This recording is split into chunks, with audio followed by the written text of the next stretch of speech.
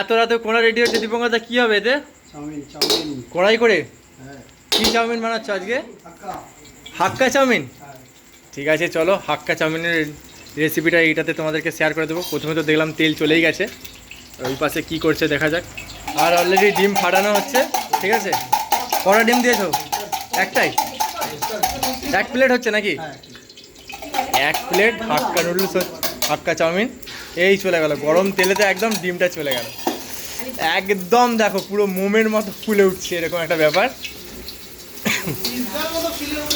তাতে একটা ক্যামেরাম্যান আছে,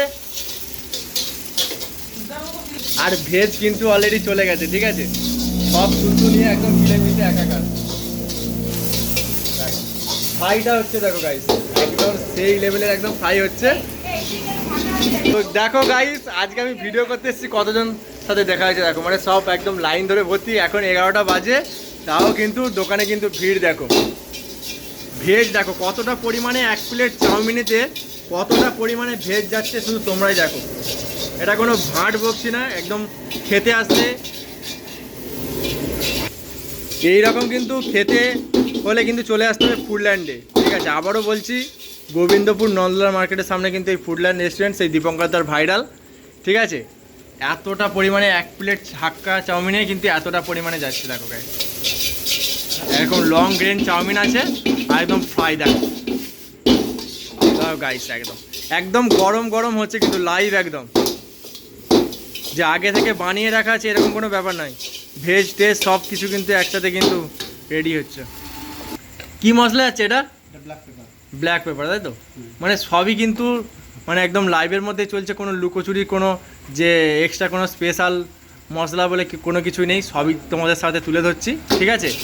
একদম হালকা ফুলকার মধ্যে কিন্তু একদম স্পাইসি খাবার যাকে বলে, মানে দীপঙ্করদার স্পেশাল কিন্তু সেই হাক্কা চাউমিন দেখো।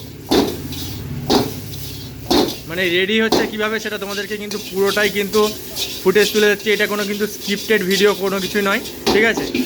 এই হচ্ছে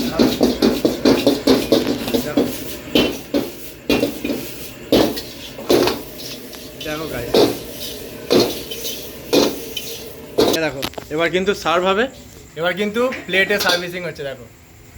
এই ঝরে ঝরে পড়ছে সেই কিন্তু আমাদের হাক্কা চাউমিন। আচ্ছা, হাক্কা চাউমিনের প্রাইস কত রেখেছো এক প্লেটে?